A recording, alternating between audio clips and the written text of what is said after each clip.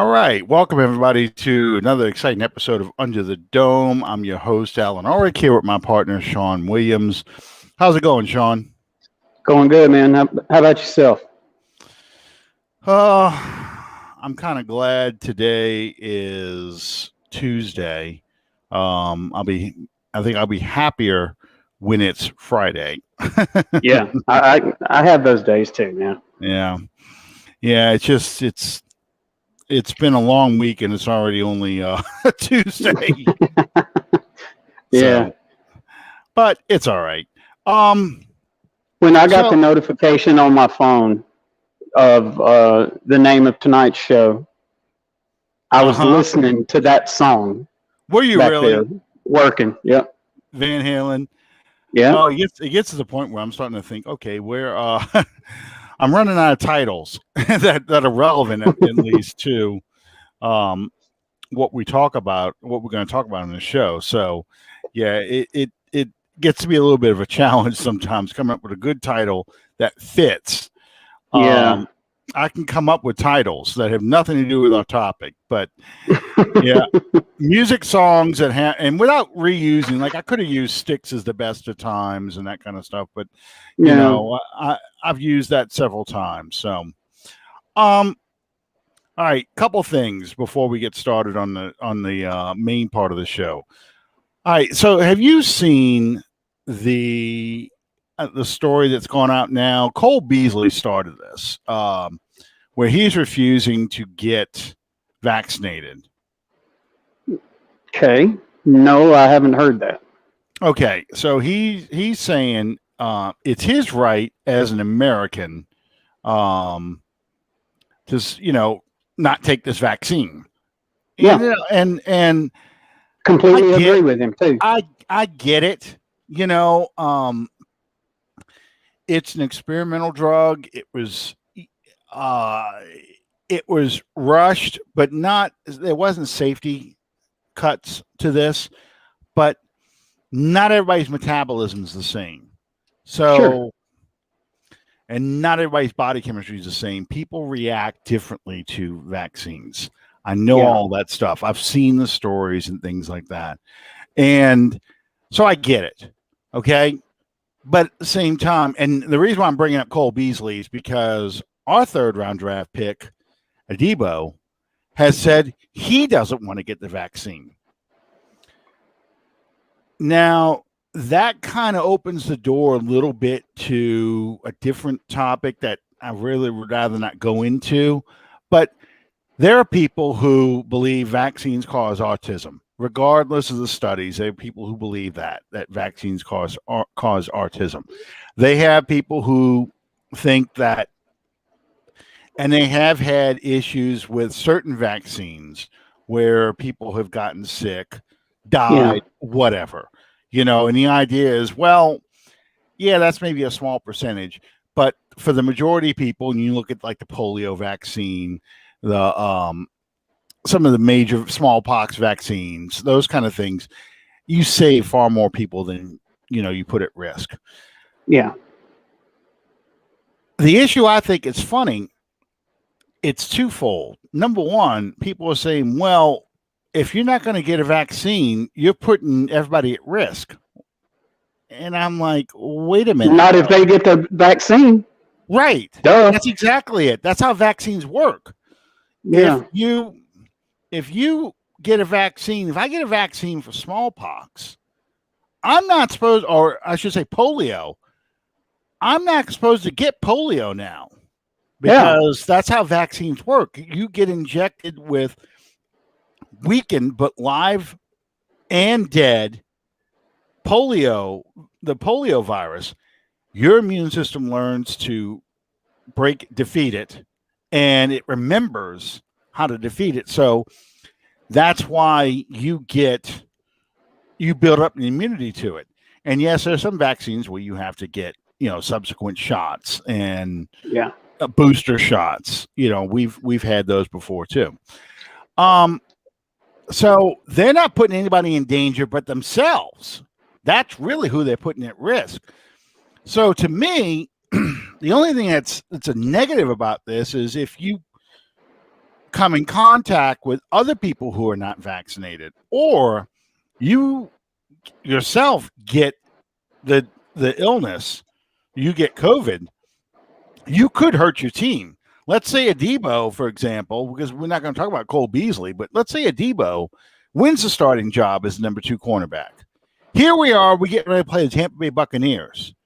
And oh no, Thursday before the Buccaneers game, a Debo comes down with COVID. So he has to be in quarantine. He may not even, and we're going back based on last year, he may not even have it. He just tested positive for it now.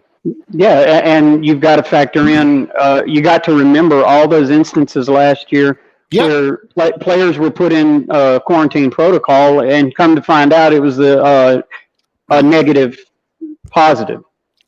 And yeah, we can say, but you know what? 20 of those 22 guys on that team playing on that field are all vaccinated, but they're still going to put him in quarantine because there may be somebody there who's not. There may be somebody at the game who's not. There may be one of the officials who's not. We don't know that. You know, they can say they've been vaccinated. They might be able to produce a card or whatever. So my point is, though, these guys may end up costing their team a game. Whereas last year, you know, people were still mad. They were mad at Alvin Kamara. Remember, because he went to that bar and then, you know, had a positive test, and the whole running back core was out for that. What was it? Not Detroit. It was shoot. I can't remember. Let me go back and look real quick. It wasn't the Eagles game. Really, the only thing that they can do as far as the Beasley thing goes. Maybe it was maybe it was the Eagles game. But regardless, go ahead. If they don't require that every player get vaccinated, they can't touch him on this. Well, I think they can fine him, and I think that's how the league is going to handle this now. I think they will just fine the player or deduct their check. You know, it would be like an unexcused absence. You're in quarantine, but you're unexcused, so you don't get paid. And I think the Players Association may fight that, but they may say, look, you know, they may push this thing through the Players Association and say, look, if you don't get vaccinated and you miss a game because you get sick or test positive, you're deactivated, you're suspended without pay for 2 weeks. So, you know, I find it interesting. I understand their point of view, but as part of the job, I think you have to get it, you know. So it was an interesting. I just find it humorous, some of the takes that I'm reading, that, you know, people are just like, yeah, and it's a lot of it is stubbornness. I get that, and I got people who don't want to take it. I have friends, and I know people who don't want to take the vaccine. I won't. Yeah, I mean, I know there's people who don't want to do it, and I understand that, but at the same time, in this case, they could prevent you from coming to work. You can't play a football game from home, you know, so it can hurt them as far as both them and both them as individuals and also the team's success. You only have so many games.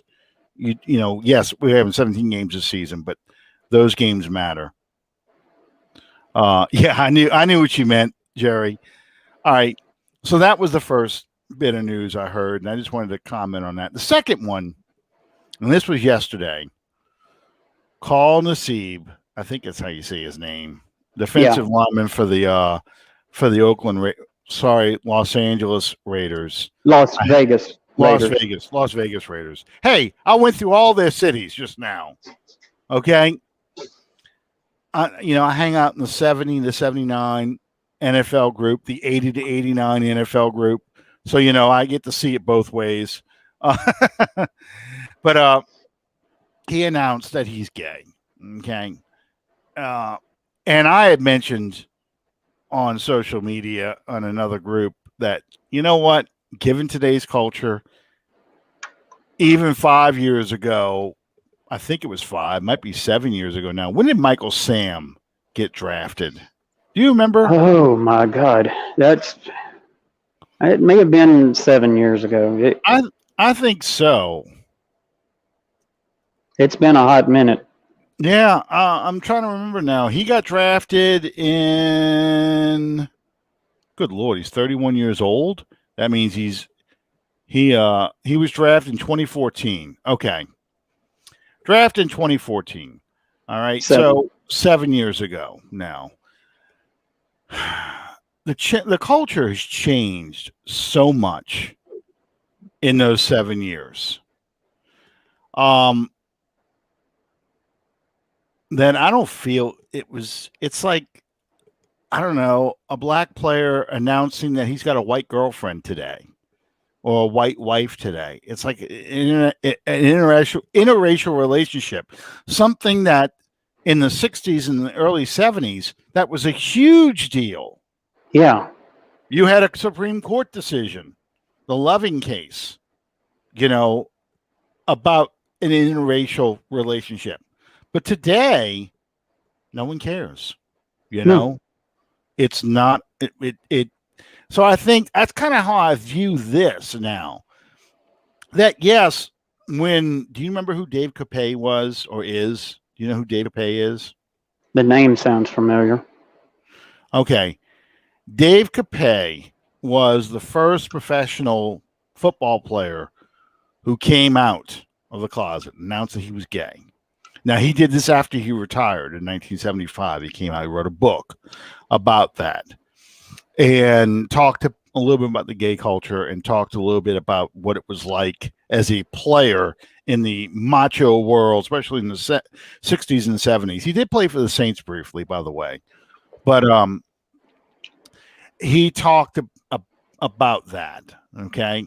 That culture and what it was like to be in a closet, but at the same time in this extremely macho, manly culture where you wouldn't expect a homosexual. And he mentioned that, there were other players and that never came out, but he knew of them. So, yeah. When he wrote that book, when he came out, that was a huge deal because it was one of the moments of the gay rights movement. Yeah. Okay. Yeah. Fast forward now to Michael Sam and now with this player where we're going through what Pride Month right now. Homosexual has been legal. Marriage has been legal for quite a few years now. We now live in a world where homosexuality is not enough.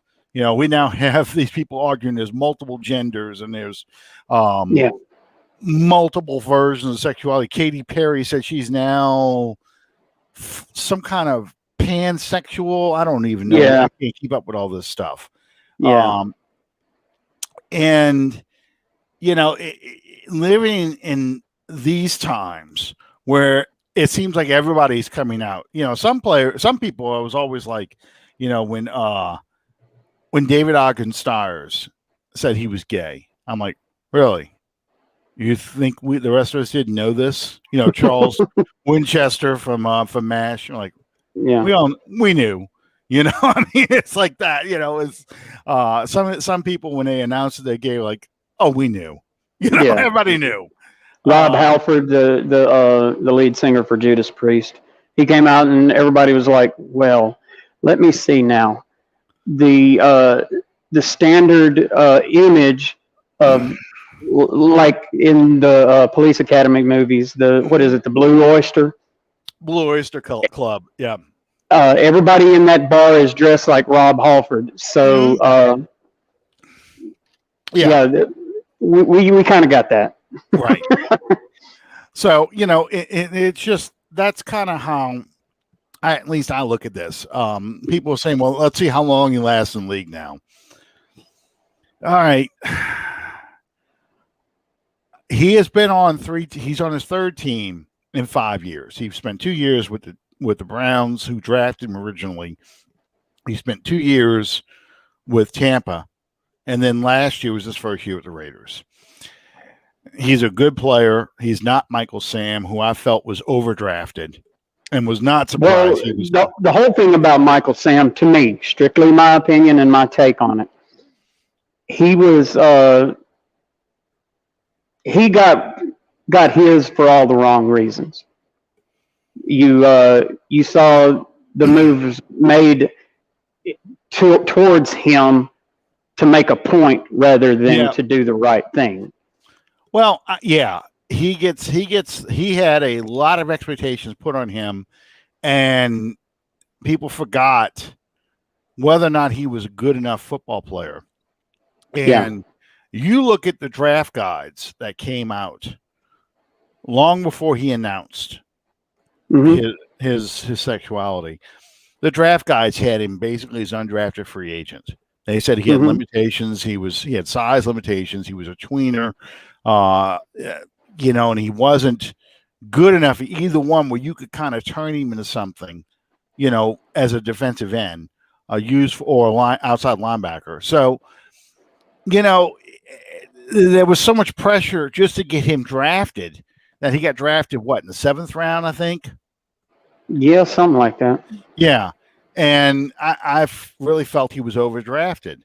Yeah. And people felt like that, when he got cut, it didn't make it. People were like, oh, he didn't make it because he was gay. Well, look, Johnny Manziel was in the same draft. Johnny Manziel didn't make it either. Sometimes it is all about the football skills. So I think we've advanced even further past this, where I think it is going to be, this player is going to be judged more in his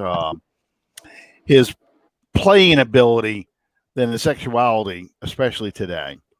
I don't think. It's to me, it's kind of like tattoos. Even when I was like maybe middle school or so, the stigma around people that wore tattoos out in the open, like on their arms.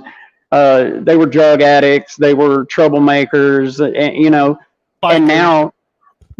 now just about everyone that you see has a tattoo on them. Absolutely. And it's the same thing now with gay, not gay, whatever. This stigma that was once there, it no longer is there. No, it really isn't.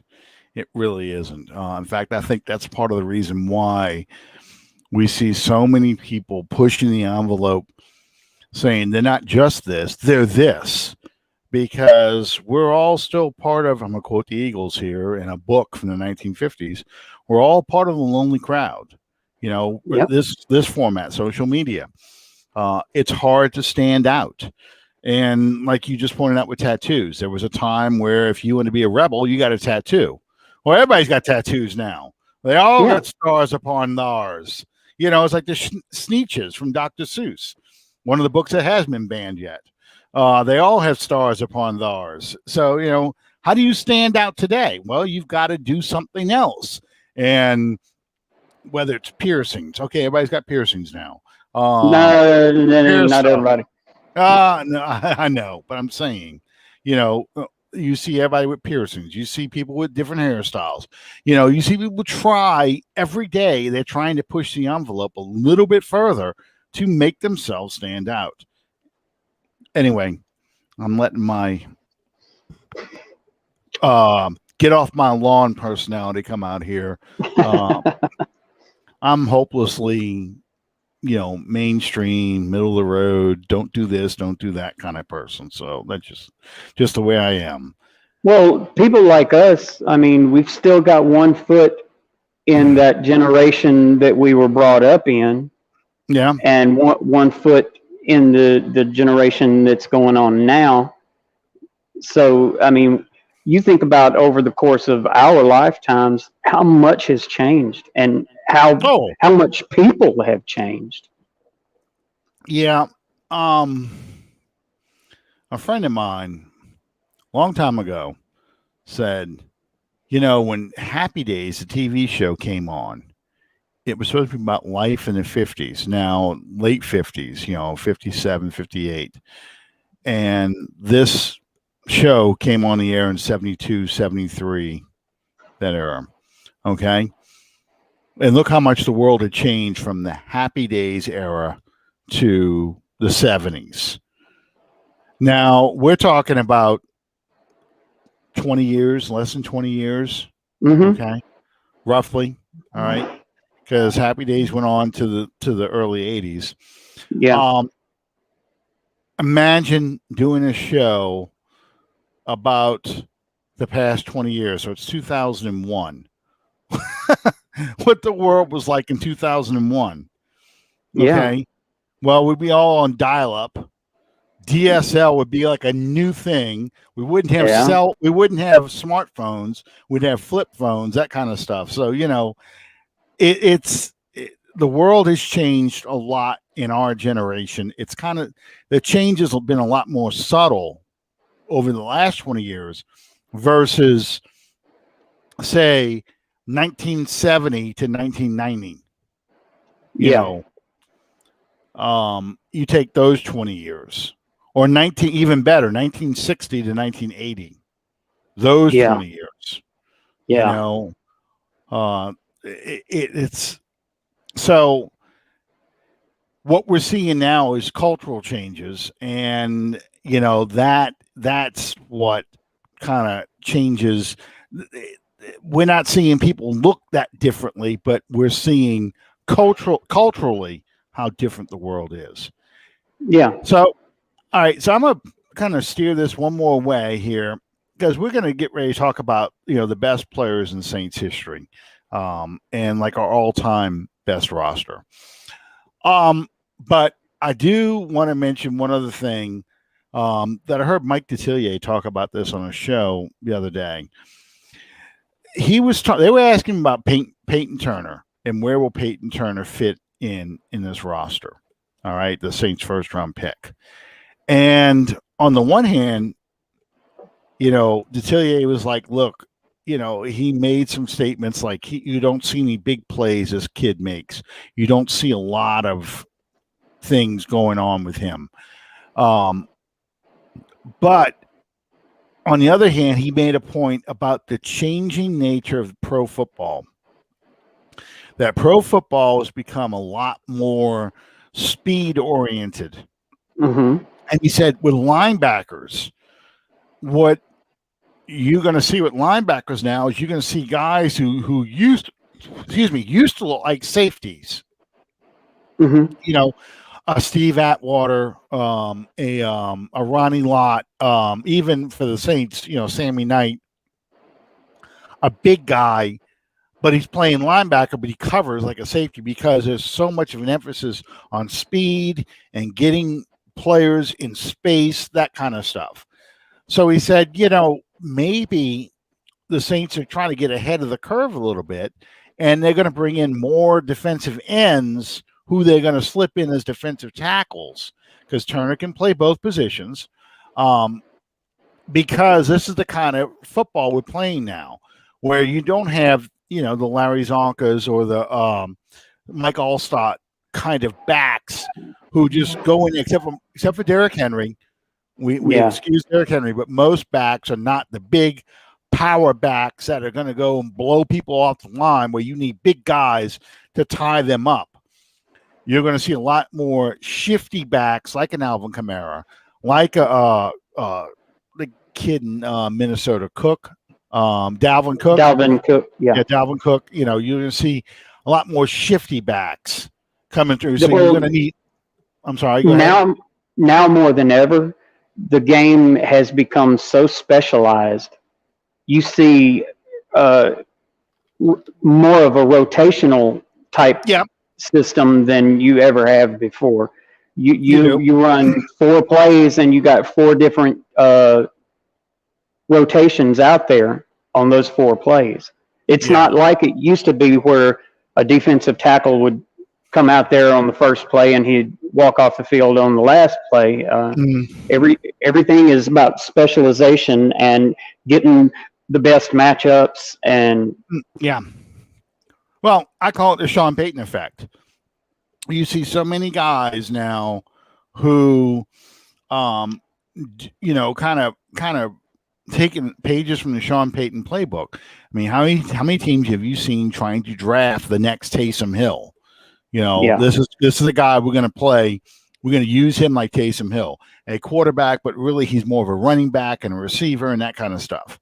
And I think you see the way Peyton used Reggie Bush, Darren Sproles, and now Alvin Kamara, getting a guy in the space, playing him like a receiver, but also a running back where he gets the matchups they want.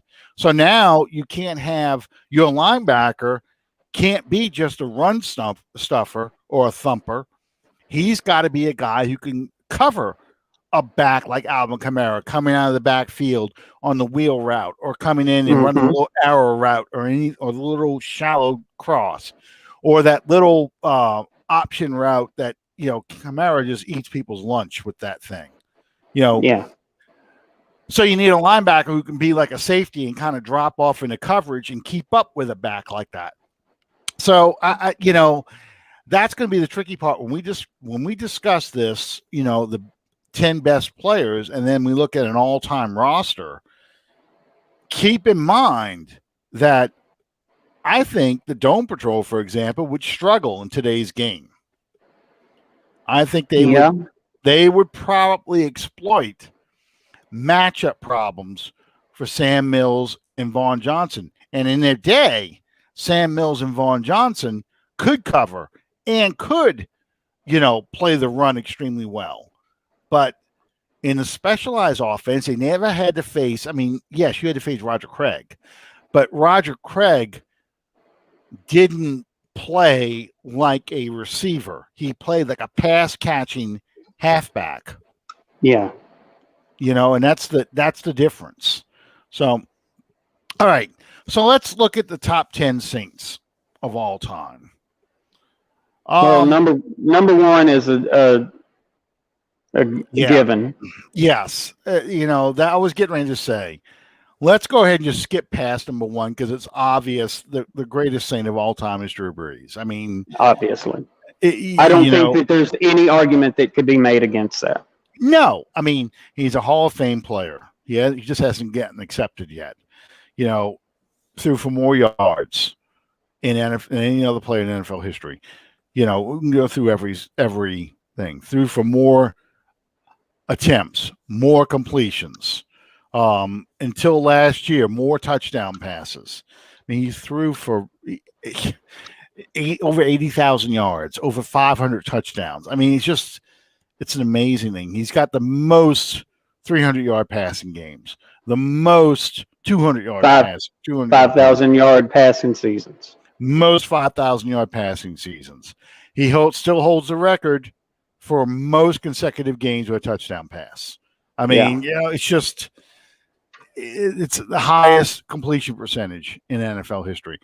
4 times completed over 72% of his passes. 4 times. It's just the man was a machine. And you think about this guy was only 6 feet tall, not the strongest arm in the world. And he never got an league MVP. It just that will always drive me crazy because he should have at least shared one with Aaron Rodgers in 2011. Absolutely. It's ridiculous because the standards they use, don't get me started. So, yeah. All right. Yeah. So, given that Brees is number one, who is your number 2? Pat Swilling. Really? Yes. Pat Swilling was my favorite member of the Dome Patrol. I say this every so often.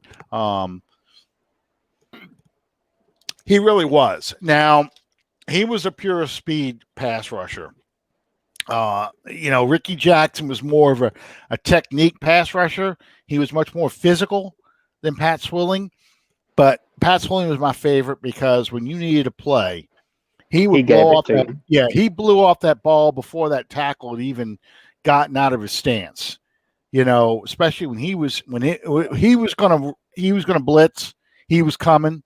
Yeah, you weren't catching him, and if you tried to block him, he's just blowing right past you. He was very fun to win. My brother's favorite player was Vaughn Johnson. Yeah. Vaughn Johnson hit like a Ford hitting a rooster. I mean, he Yeah. just I enjoyed Vaughn Johnson a lot. And Sam Mills actually was the most violent of the four. But he had to be, though. Yeah, but because he was short, he was already in position to make the hit. And when he would hit, I mean, you'd see the player jump up, and the players you talk about, they knew when Sam hit somebody, you could hear it. Vaughn Yeah. Johnson was just much more, like Jim Morris said, you put those four guys up. You said which guy looks like a NFL linebacker? Vaughn Johnson be the one you pick out because he just looked like an NFL linebacker. He had the big shoulder, the big meaty head. And I loved when he hit somebody and he just boom like that. Right over the player, like I got you. And then my favorite all-time Vaughn Johnson playing is him pointing at we lost this game, unfortunately, but it was in 1991 when the 49ers it was a goal line stand on fourth down, and he is pointing at George Seifert, daring him to come, challenging him. Come on, go for it. Go for it. You're on the 1-inch line. See if you can get in. And Seifert went for it, and they ran a play, and who made the tackle for a loss? Vaughn Johnson. That is, you're telling that not only are you challenging that man to come make the play, come try and run a play, you personally stop it. That play and Gary Reason's leaping over.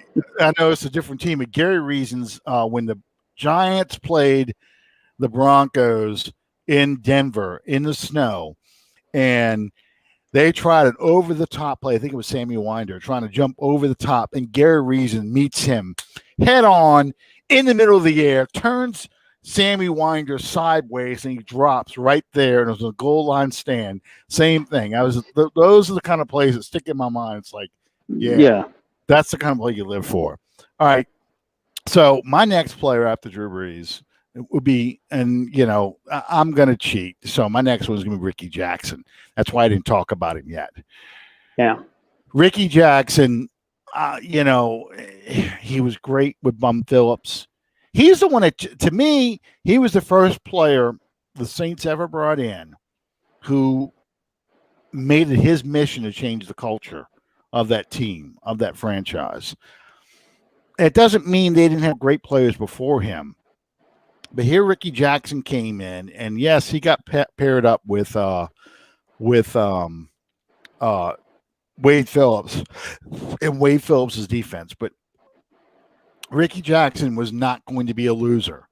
And you watch those early years under Bum Phillips, and you could see how Ricky Jackson took leadership role in the team and worked on changing the culture. So when Jim Mora came and surrounded him with three other linebackers who were equal to his talent, not that Jim Kovach and Whitney Paul and Dirk Winston weren't good linebackers, but here he got put in with great linebackers, and no knee pads, no thigh pads, wouldn't tape his shoes, just a physical dude. That would be my number two. Played a game with his jaw wired shut. Yeah. Should have been beheaded when his Corvette smashed the back of that tow truck, that flatbed tow truck, broke his cheekbone, missed one game, came back with that cage face mask that made him somehow look even freaking scarier than he did before. Yeah. Mine after Swilling, it's probably going to be a surprise, but I got Morton Anderson. Okay, I got him coming up. Why Morton? Why what is about Morton Anderson for you? No matter how ineffective a team he was playing on for the Saints, he was always a weapon. And when you needed that field goal, it just about almost never mattered where it was from. He was going to get you that field goal. And also he had such a long career here. Yeah. Yeah. Morton Anderson, I have him as like my number 4 guy, but Anderson for me, this was a guy who's the all-time leading scorer for the Saints and the Falcons, unfortunately. And yes, he had that long career. Beyond just the field goals, it's when he would kick off, it ended up in the end zone 9 times out of 10. Yeah, and we've gotten that again. With Morstead and now with Lutz, but I mean, every time Morton kick off, you're going to go 80 yards against the Dome Patrol defense.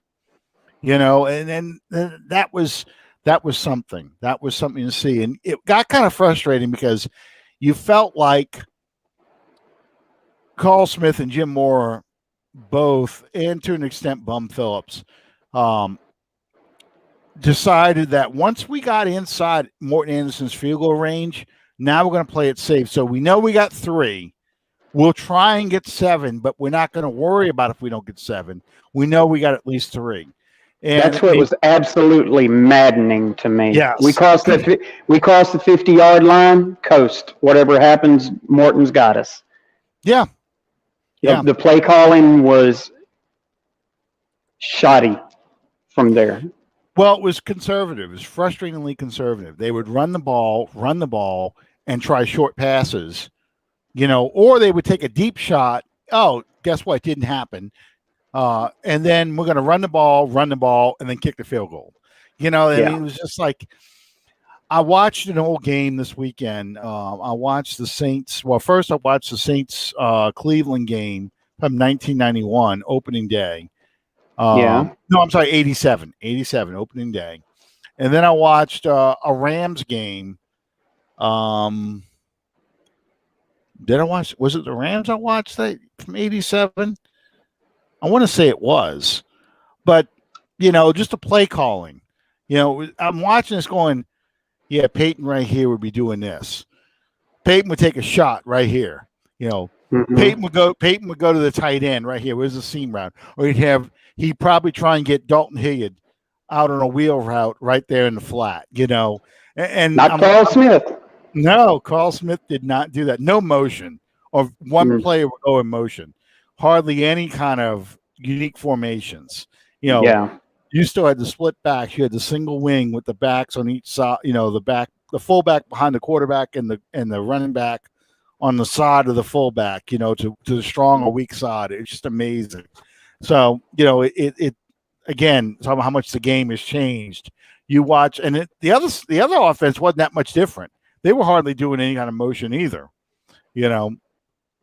And they were called. Oh, I watched. It was the Giants game. Giants team from '87. That's the game I was watching. Saints Giants from '87 with Madden and Summerall, and that was vintage Madden. I'm gonna put that game up in Saints yesteryear. That it's vintage John Madden. This was John Madden in his prime. When you watch John Madden, you think of the good years of John Madden before he got to saying silly stuff like, when he started saying things like, the object of when you get the ball, you want to get first downs. We're no kidding, John.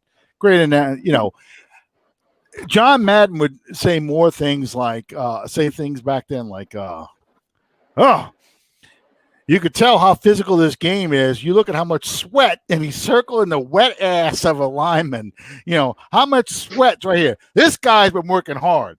And this guy over here, he probably hadn't been doing a whole heck of a lot because there ain't much sweat. But this guy with all this sweat, you could tell he's been working in this game.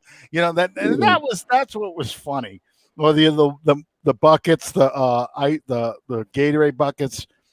They had 3 buckets and one was a little one. And he said, okay, so this bucket must be the mom bucket and this must be the dad bucket. And they made this one, and he's doing it to Telestrator and it's hilarious. So that's that to me, that's vintage John Madden.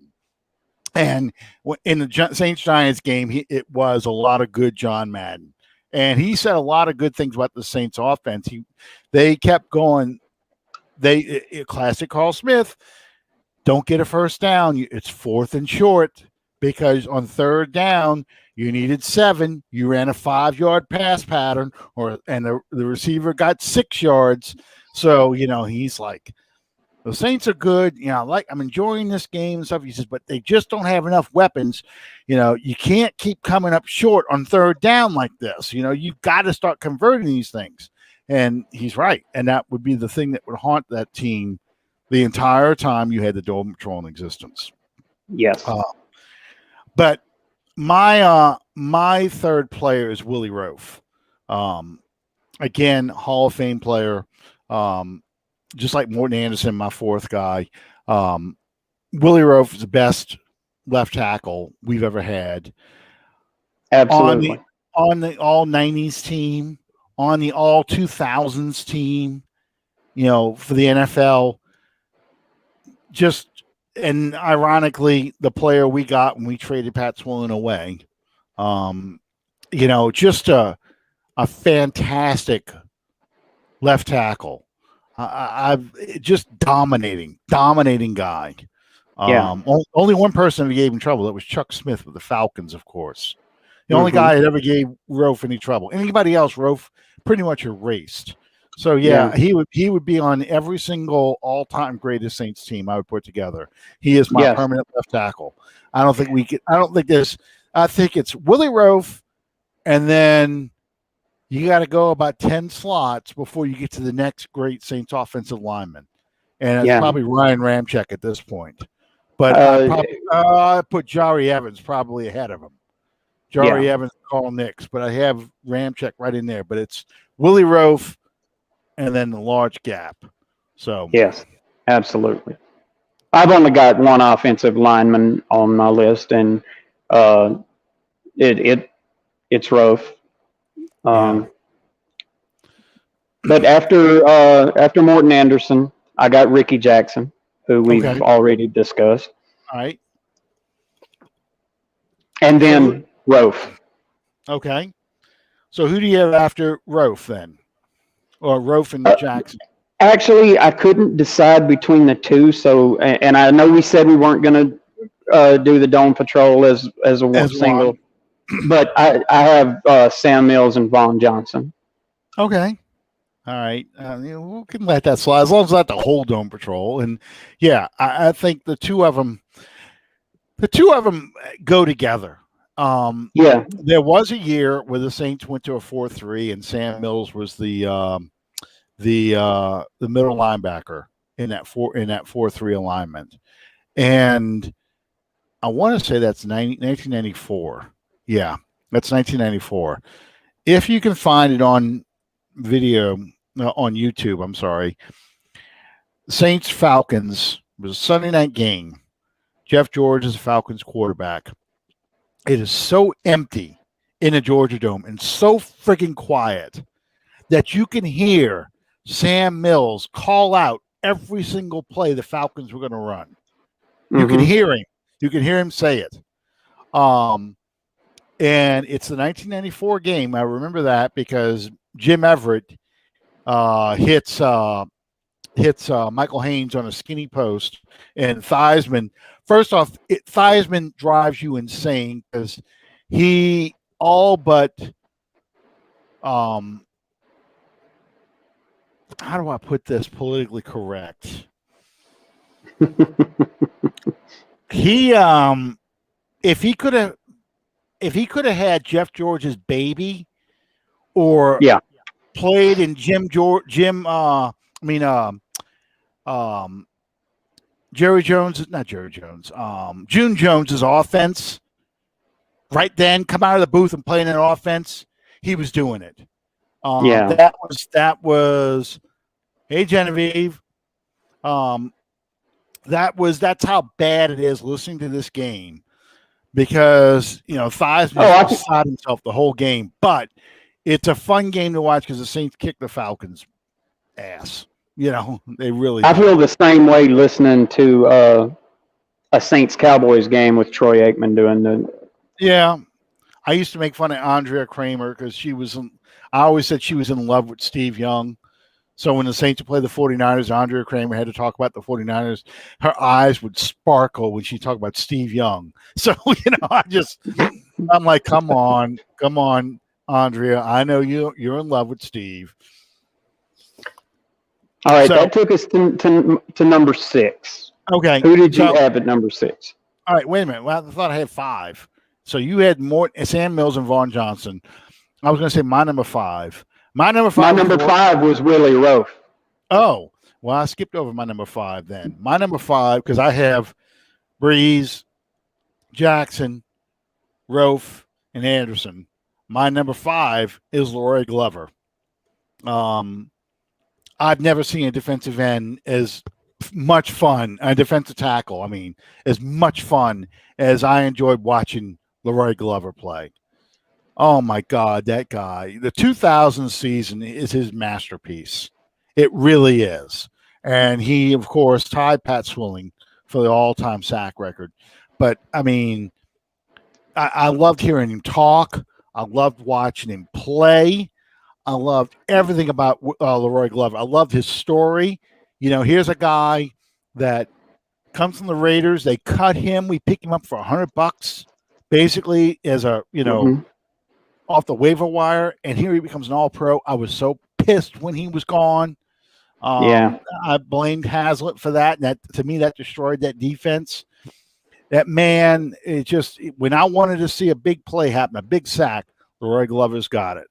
So Leroy Glover is my number 5. Okay. So Vaughn Your number Johnson, 6. My number 6. My number 6.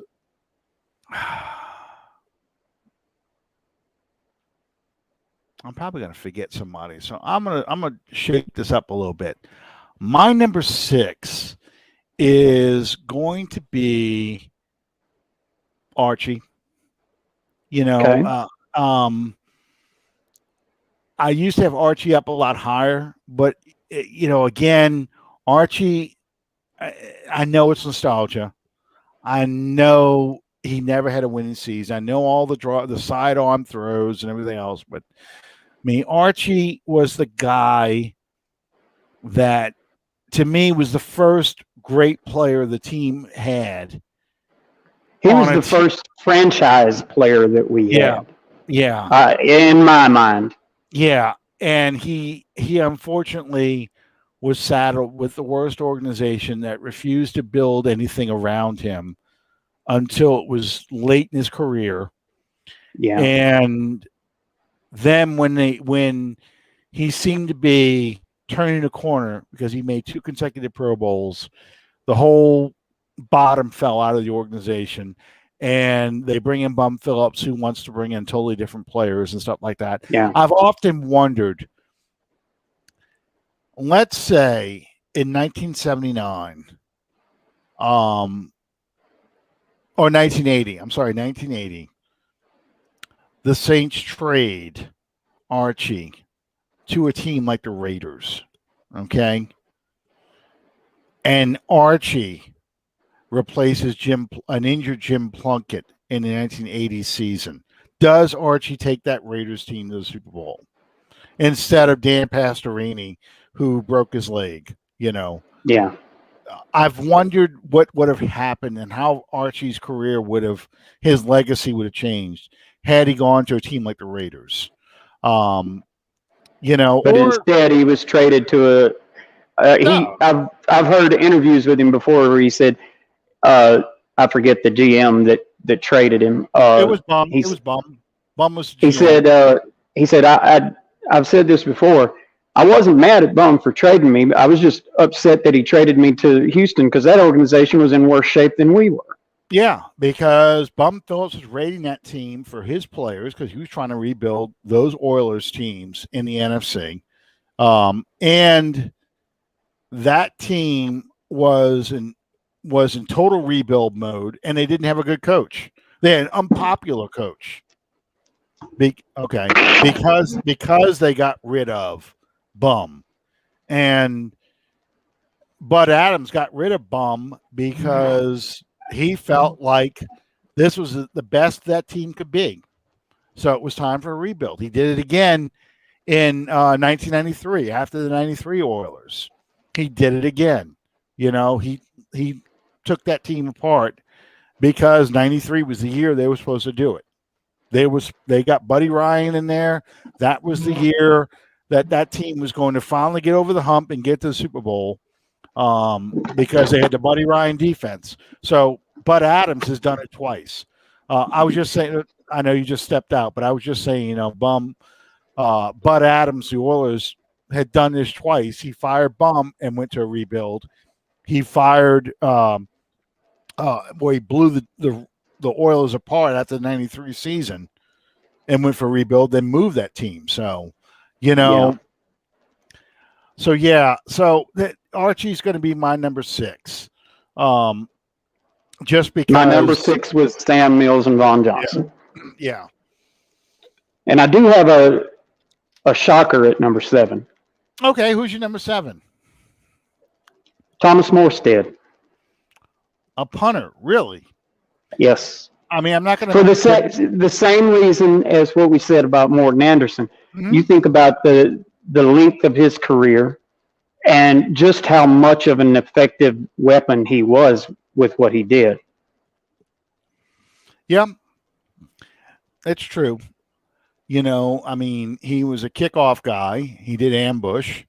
Yeah. He also was, the punter. He could flip the field. We haven't had any punter. He was everything that they thought they were getting with Erksleben, except the place kicker duties, the field goal guy. He could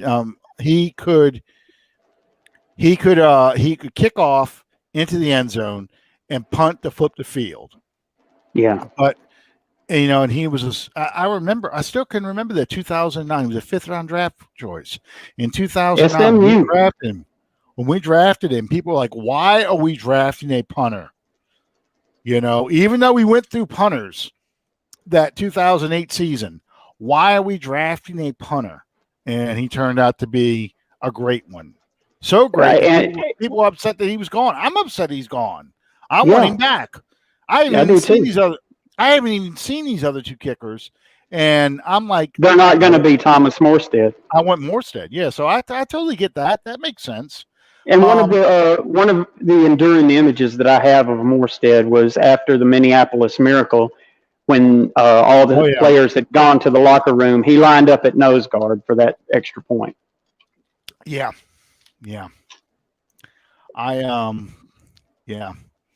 I just, and then of course in Minnesota, people, because he got injured in that game too. Mm-hmm. People giving to his charity because they had so much respect for him. So that I rewatched the end of that Minnesota game except for the last 10 seconds. I watched that second half again last weekend or 2 weekends ago, and I mean, Drew Brees is just a friggin' surgeon in that game. Unbelievable. That game and the 2011 playoff game against the 49ers, if the last plays don't happen the way they happen, those would be 2 of the greatest games in Saints history. If we win those 2 games, because just the level, the execution of the team, it was mind-boggling.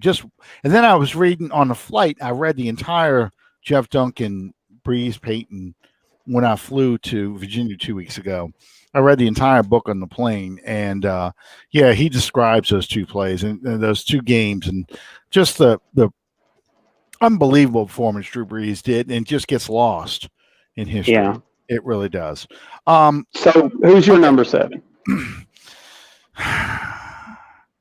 This is a tough one for me because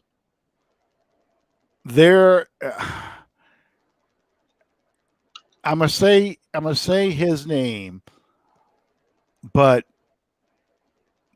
he's not my favorite running back, because my favorite running back is Chuck Muncie still. But to me, the number 7 is the guy who I think will end up owning all the records for Saints running backs, including the all-time yardage, and that's going to be Alvin Kamara.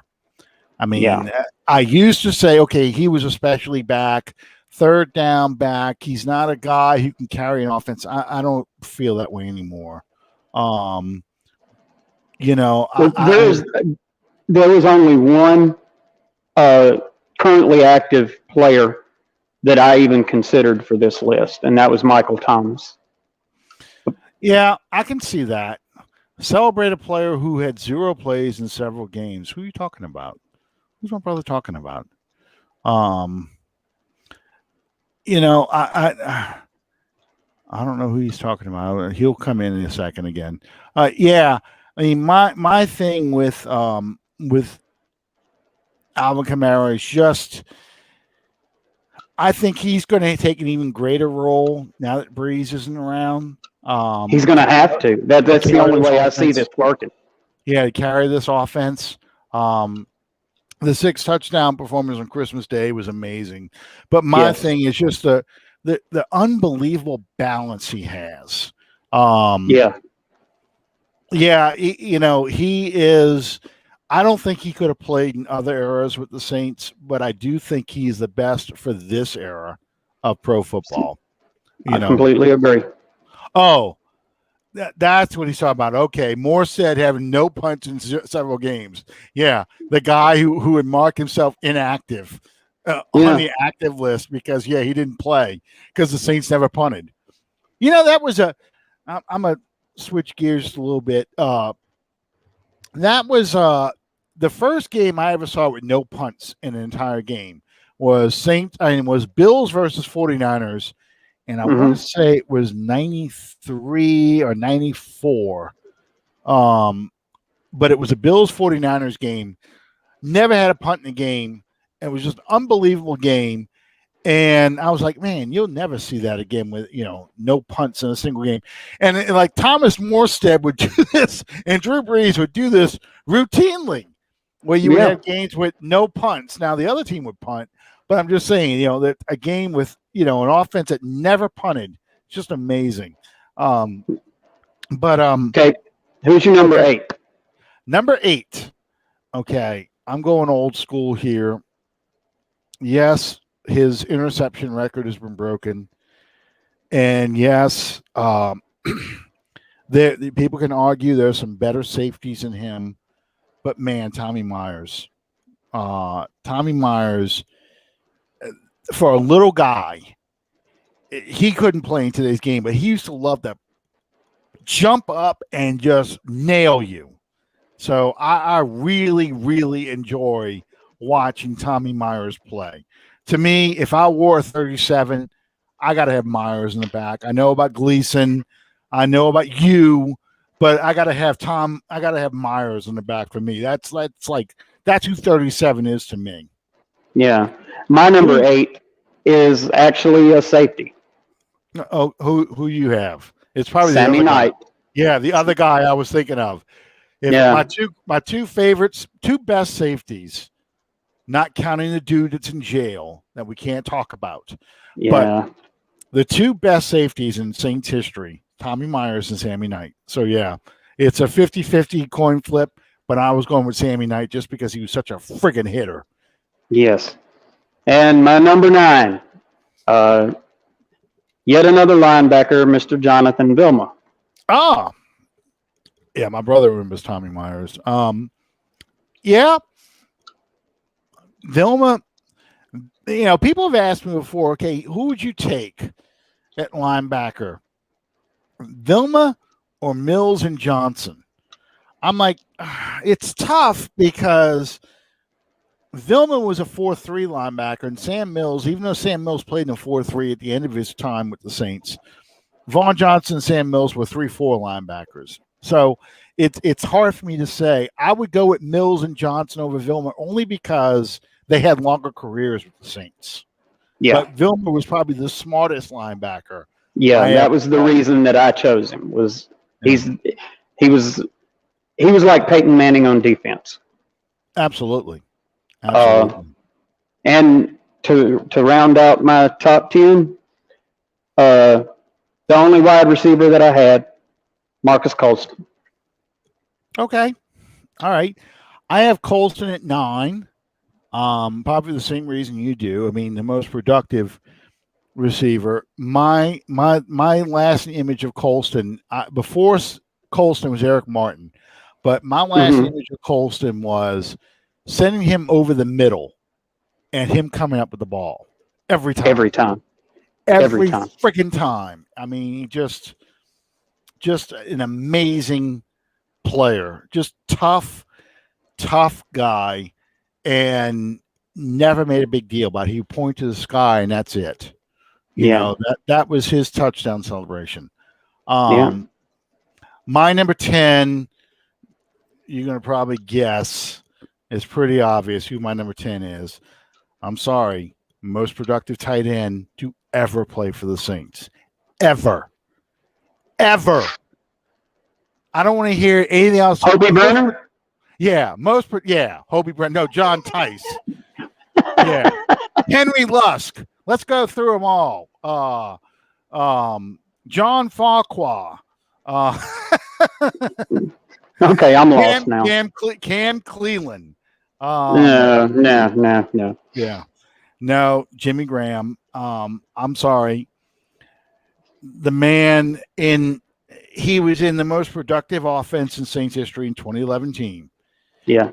Son of a bitch should have had the winning touchdown in the 2011 playoff game. That should have been the freaking game winner right there. Game's over. Yeah. 16 touchdowns. Who the hell scores 16 touchdowns as a receiver for the Saints? Ain't nobody done that. Nobody. Yep. The only person that's come close to 16 touchdowns in a season is Alvin Kamara, and Alvin Kamara is doing it on the ground and in the air. Yeah. It just, 1,000-yard seasons. And yes, the system did. I know he's not. He was just a receiver. But Wesley Walls. Wesley Walls. Walls. I'm still pissed off that he got traded. I mean, he got let go, and because I thought you screwed Jim Everett. But yeah, Allison's pick. He, to me, it will always be Jimmy Graham in there. He was always going to be in my, until we have a tight end that can break those records. Yep. He's always going to be in my all-time team. So that's my list. A lot of players I didn't include in here that I could have included. Number 11, that's when you start getting to like some of the players, Pat Swilling, my all-time favorite member of the Dome Patrol. You start getting into guys like Michael Lewis, Beer Man, Tyrone Hughes, Deuce McAllister, those kind of guys. If we could do 20, they would be my 20. Yeah. It's so hard because if you notice, and Michael Thomas now is going to be my 22, but you notice that we've talked about more recent players. The oldest players that were on that list, for me at least, Tommy Myers, Archie and Tommy Myers. Those only two from the 70s. Danny Abramowitz probably doesn't even make. He might crack my top 30 now. It just shows you that all of our success really comes down to the Jim Mora players and the Sean Payton players. So yeah. Well, it's easier to see how talented a group is if they win. Mm-hmm. Obviously. I mean, neither one of us mentioned Joe Horn. If we would have done this 10 years ago, Joe Horn's probably in that list. Oh yeah, absolutely. I love Joe Horn, but is it Colston, Thomas? Those two guys are just they're much better than Horn. Was a good player, a great player for us, but you've just seen guys that I don't know have produced even more. Even though Horn got all the Pro Bowl nominations, Horn went to back-to-back Pro Bowls, and poor Marcus Colston never went. I like Fred McAfee too. I like Fred a lot. Derlin Moore, he passed away not long ago. Derlin Moore, that was an all-time favorite. You know, I could go into guys like Jabari Greer, Yeah, Jari Evans, Carl Nix, um, LaCharles Bentley. We didn't even talk about one of our first guests we ever had on the show, Kyle Turley. sure. Uh, Norman Hand, the big wiggle. Yeah, Uh, Wayne Martin, the guy yeah, even gets forgotten on list. 15 and a half sacks out of that man. Steady, good player who should have been in multiple Pro Bowls and just never got it. Joe Johnson, yeah. all good players. I'd love to get Jim Everett on the show one day because I'd love to I get would Jim Everett. too. Quinn Early is another good player. Eric Martin. Yeah, So yeah, there's a lot of them we didn't include in this list. So it's hard now to narrow it to 10. And yeah. that's a good thing. That's a good thing. I know you're looking at the clock the whole time. We got to go. It doesn't take long for us to go over an hour. Well, we had to, because of the technical difficulties, we got a little bit of a late start. So yeah, Will Smith. Will Smith is one of the quietest guys that has moved up that sack list. In fact, Cam Jordan passed him not long ago. Cam passed Wayne Martin. In fact, he's right behind Ricky Jackson. yeah, And just Will Smith is just one of those guys that really had that great career, and he kind of gets forgotten because he wasn't. I don't want to say he wasn't a flashy guy. His sack dance was basically him kissing his bicep. That was his sack dance. So, yeah. thank you guys for joining us as always. And I hope you're okay. Anna Me had too. Yes, thank you guys for joining us as always. And Sean, go ahead and close it out. You can follow us on Facebook on the Under the Dome podcast page. You can follow us on Twitter, as you see our handles there below us. And we love you guys. We do this for you. Absolutely. Next week, we'll name our top 10 worst players. And I promise I will find my my old list of my all-time greatest Saints roster and all-time worst Saints roster. So when we got to fill in the summer months, that's what we got to talk about. So yeah, we'll bring those up. The all-time worst is a fun one. Anyway, thank you guys, and we'll see you next time on Under the Dome. Good night, everybody.